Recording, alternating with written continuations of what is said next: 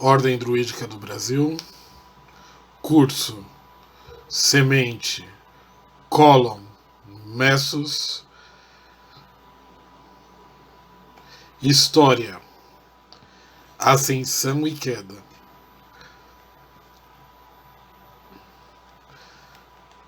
Como vimos, a cultura céltica ela se desenvolveu lado a lado das culturas clássicas, e por isso os cronistas clássicos acabam por ser a nossa principal fonte sobre como era essa cultura nos tempos antigos.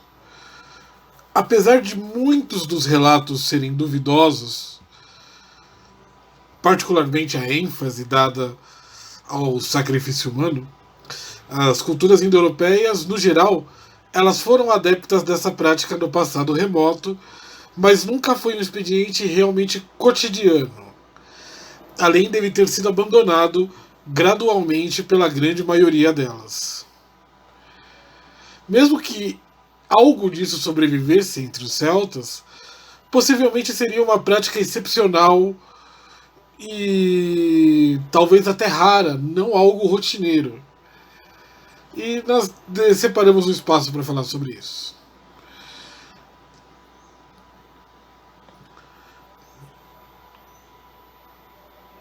Mas retornando.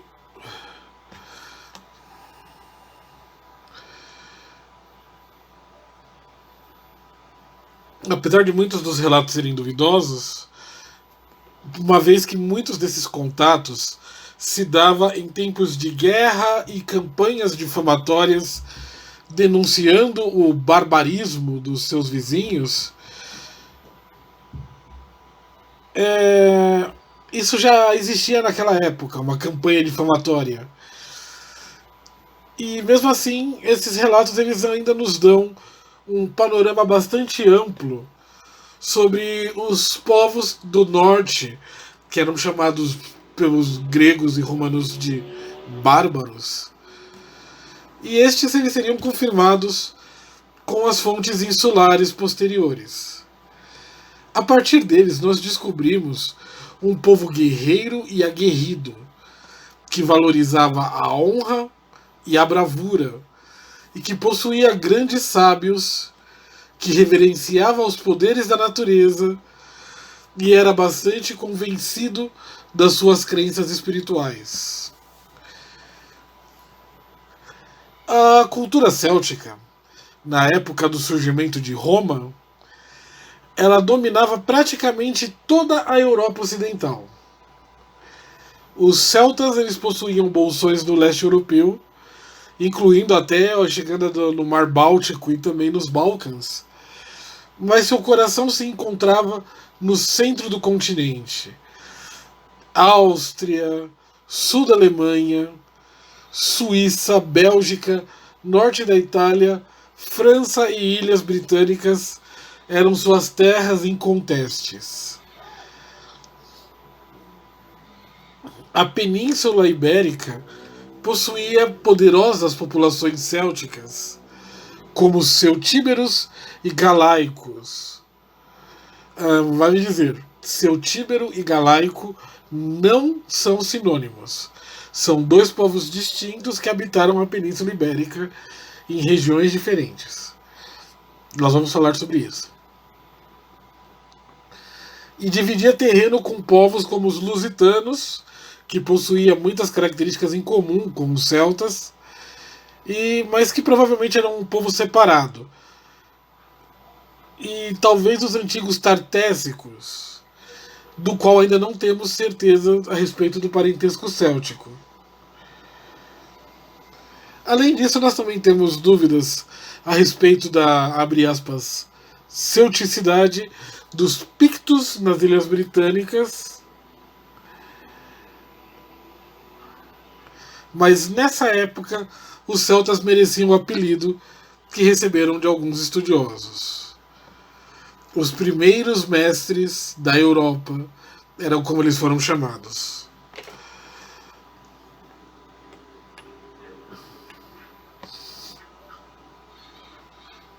Mas esse fato, e mesmo esse apelido, pode trazer uma noção errônea sobre a cultura céltica, a de que ela era algo unificado. Os celtas, eles eram um povo tribal. Suas tribos eram muitas. E apesar de possuírem diversas características em comum, como uma língua e uma estrutura social básica, os chefes tribais celtas viam as suas tribos vizinhas como estrangeiras, tão estrangeiras quanto os romanos ou os germânicos. Um averno não era o mesmo que um armórico, que também não era o mesmo que um belga. Eram tribos diferentes que se viam como povos diferentes, mesmo que suas origens primitivas fossem as mesmas. Por isso, as tribos celtas elas lutavam entre si tanto quanto lutavam quanto contra outros povos. Por vezes, elas poderiam se juntar para enfrentar um inimigo comum, mas elas eram alianças temporárias. E tribos célticas poderiam até mesmo se aliar com os romanos contra outras tribos célticas. Essa fragmentação foi a principal razão do término do seu domínio na Europa. O final daquilo que o músico e visionário bretão Alan Stivell chama de Celtia One, que seria o primeiro grande período de afirmação dos celtas sobre o continente europeu. Aqui eu vou falar agora, rapidamente, sobre as diferentes regiões celtas e eu vou dividir em alguns vídeos para facilitar a situação. Mas nesse aqui ainda vou manter a informação da primeira região, que é a chamada Gália Cisalpina. A Gália Cisalpina ela era o reino dos celtas no que hoje é o norte da Itália, e também ela era conhecida como Gália Citerior ou Gália Togata, Gália de Togas.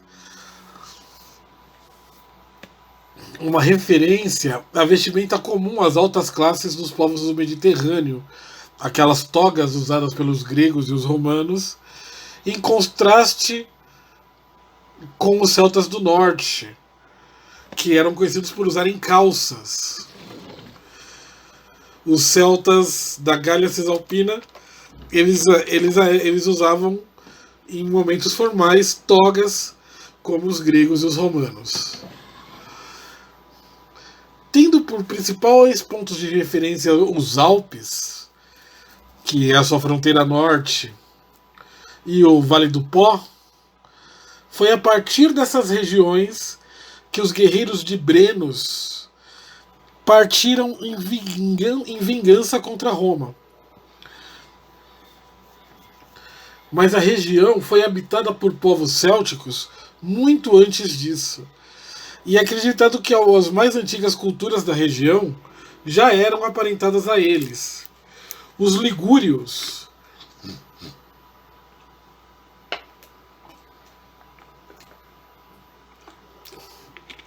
tomando uma água porque está meio quente hoje. Os ligúrios, um enigmático povo que viveu no norte da Itália também, poderia ter um parentesco céltico pelo pouco que se sabe da sua língua. Mas outras tribos célticas passaram pela região, como os Lepôncios e os Insubres. De acordo com o historiador romano Lívio, o povo liderado pelo chefe gaulês Beloessos. Os povos que fundaram Milão, chamado originalmente de Mediolanum.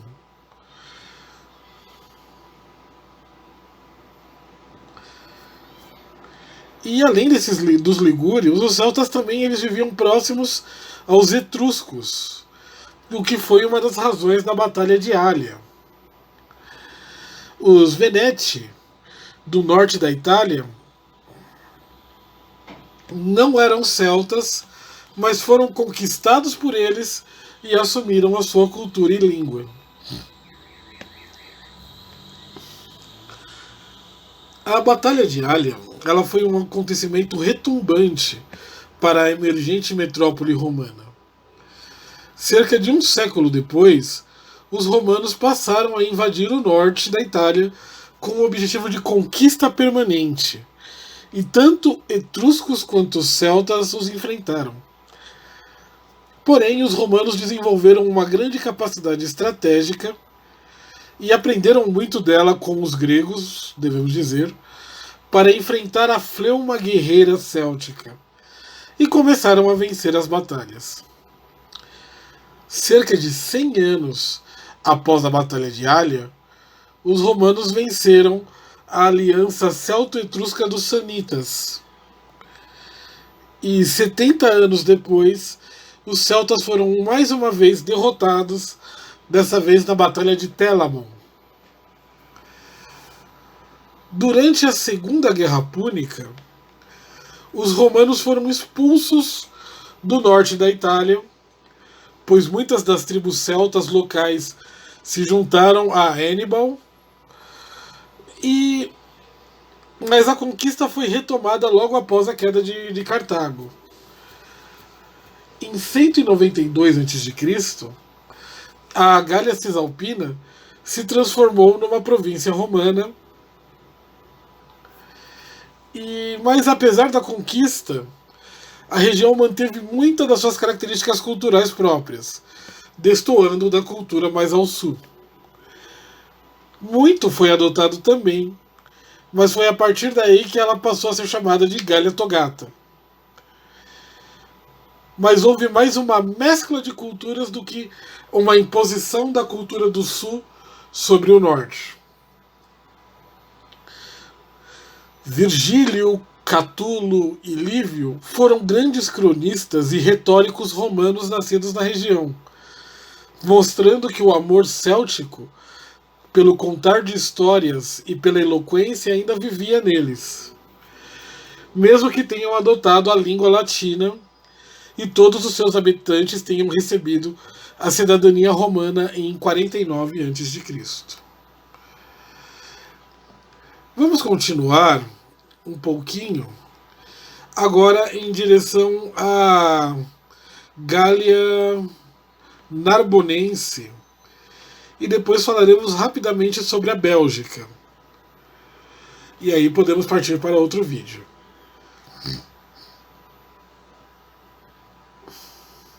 A Gália Narbonense, que também era conhecida como Gália Transalpina, foi a primeira província romana a ser conquistada nas terras além dos Alpes, e corresponde ao que hoje é principalmente o sul da França. Ela foi chamada pelos romanos de Província Nostra, e esse nome sobrevive hoje na região de Provence. Mas o contato com outros povos já existia muito antes dos romanos invadirem a região. Os gregos tinham na região a colônia da Massália, onde hoje é Marseille, e a sua localização no Mediterrâneo já tinha feito com que os celtas da região adotassem inúmeros maneirismos de seus vizinhos, incluindo dos cartagineses do outro lado do mar, no norte da África. Algo que também havia acontecido com os gauleses da Gália Cisalpina. Após a conquista inicial da Ibéria, Roma planejou a criação de uma estrada que ligasse as penínsulas Itálica e Ibérica. E por isso foi feito um acordo com os gregos da Massália.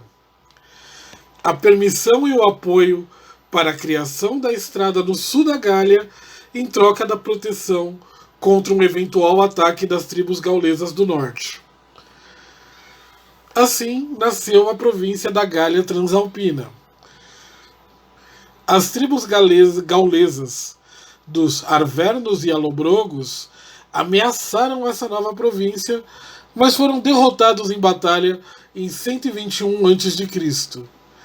E o rei Bituitos dos Arvernos, bem como seu filho Congonetiacus, foram capturados, assegurando assim a trégua para a continuidade da ocupação da região. Apesar da região ter se tornado um grande entreposto comercial, foi a partir dela que a cultura romana foi se entranhando mais firmemente na Gália. E foi a partir dela que Júlio César iniciou as guerras gálicas.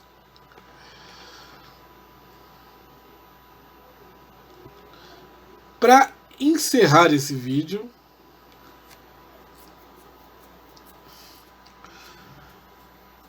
vamos falar um pouquinho sobre a Bélgica, tudo bem? Que merece uma menção particular, pois era uma região da Gália que era habitada por um povo duro e que resistiu ao máximo à dominação romana. A identidade dos belgas ela ainda nos parece misteriosa, uma vez que não temos certeza absoluta se falamos de um povo celta ou germânico. As informações dadas por César, que dizia que os belgai diferiam dos outros gauleses por línguas, costumes e leis, e inclusive cita que os belgas mais ao leste seriam Germanic-Sterhani. Essas são as informações dadas por César, e as informações dadas por Estrabão, que dizia que as diferenças entre gauleses e belgas em língua e modo de vida eram muito pequenas, são informações que divergem entre si. A maioria dos estudiosos assume que a Gália Bélgica era uma região habitada por tribos gaulesas, na região mais ao sul e mais oeste, e também por tribos germânicas, mais ao norte e mais ao leste. E que essas tribos, elas comercializavam e se misturavam e se influenciavam mutuamente umas às outras, gerando assim uma cultura particular. Artefatos arqueológicos de ambas as origens foram encontrados e a maioria dos chefes dos belgai possuem nomes gauleses, como Bodognatus, o filho do corvo, Ambiorix, o rei dos dois lados, e Catovolcus, o falcão de batalha. De acordo com César, eles eram mais bravos e mais aguerridos que os outros gauleses, e esse aspecto ficou provado ao longo das guerras gálicas. Suas tribos estavam entre as mais famosas e aguerridas da Gália. Os belovacos chegaram a liderar um levante contra César após a morte de Vercingetorix, e os Nervi quase o venceram em batalha após não se renderem, nem mesmo após serem abandonados pelos seus aliados. Os grandes heróis dos belgai foram Ambiorix e Catovolcus, chefes dos Eburões que enfrentaram Júlio César no inverno de 54 a.C. Com isso, para continuar sobre as outras regiões, sobre a qual falaremos um pouco mais, nós podemos passar para outros vídeos. O próximo vídeo falará sobre a Península Ibérica.